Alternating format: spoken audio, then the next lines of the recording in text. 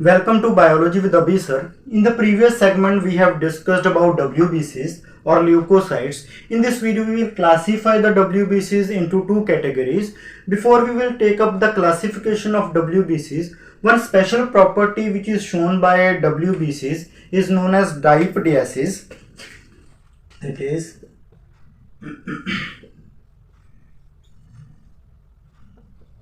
this actually means that WBCs have very flexible membrane and can squeeze out from the capillaries.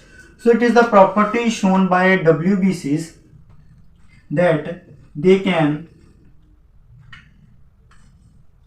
squeeze out from the capillaries because they have flexible membrane.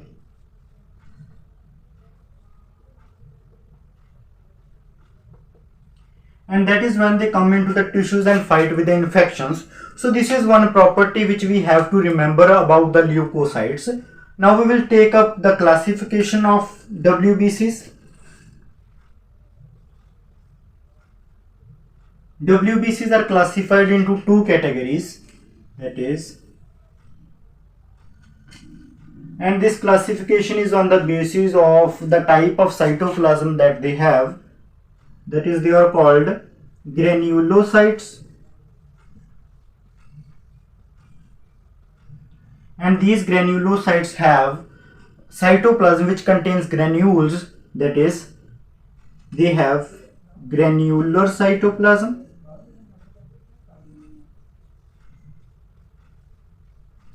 Then coming to the second category, that is agranulocytes.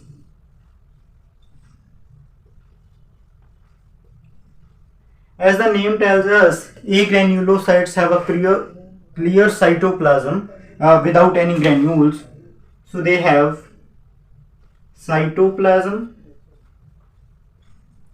without granules.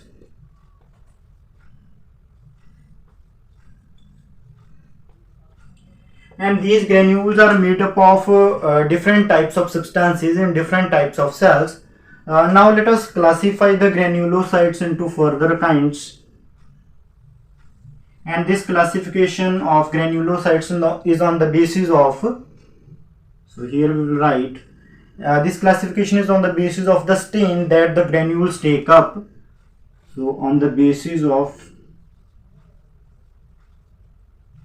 stain, if they get stained by acidic stain, then they would be called acidophils. If they get stained by basic stain, then they are called basophils. And if they get stained by both acidic as well as basic stain, then they would be called the neutrophils. So these are main kinds of the granulocytes, that is acidophils, basophils and neutrophils. Now we will write that why these names are given to the types of granulocytes. That is, acidophils are stained by acidic stain, and most commonly used acidic stain is the eosin. So, and that is why acidophils are also known as the eosinophils. Also known as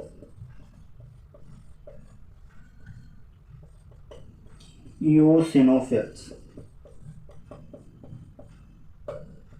And this term, that is eosinophil, is given to the acidophils because we use the acidic stain in case of acidophils, that is called eosin. Next is basophils. They get stained by basic stain.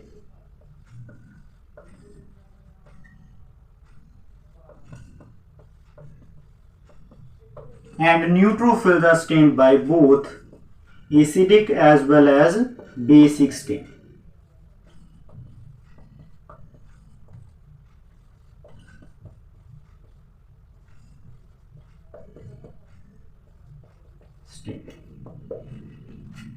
Now coming to the next category, that is agranulocytes. Agranulocytes, we have earlier talked, they are without granules, that is their cytoplasm do not contain granules. These are classified into lymphocytes,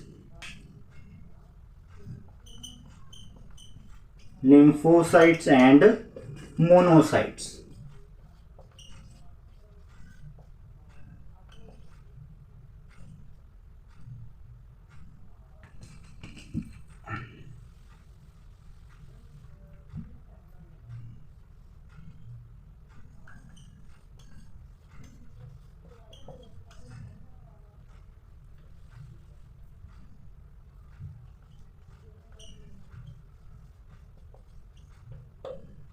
And these lymphocytes are further classified into two types, that is B lymphocytes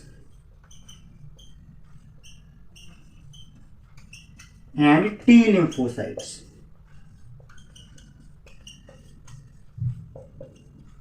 These both B lymphocytes and T lymphocytes are associated with the cell mediated immune system, and as well as B lymphocytes helps in the production of antibodies.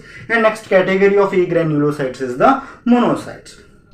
So this was all about the WBCs. WBCs are classified into two categories, that is granulocytes and agranulocytes. Granulocytes have further three categories and agranulocytes have further two categories, that is lymphocytes and monocytes. So if we have to sum up the types of WBCs, the total is there are 5 types, that is acidophils, basophils and neutrophils, then lymphocytes and monocytes. These two categories come under the type of agranulocytes, and these three comes under the type of granulocytes. And one special property which we have to remember about the WBCs is dipediasis. Because of the WBCs have flexible membrane, they can come out from the capillaries and come in the tissues, and that is when they fight with the infections. So this is also have to remember. So this was all about the WBCs, that is white blood corpuscles or leukocytes. In the next segment, we will compare these 5 types of WBCs so that we are able to differentiate these 5 kinds clearly. So if you like this video, so please subscribe and share my channel, The Biology with Abhi Sir. Thank you.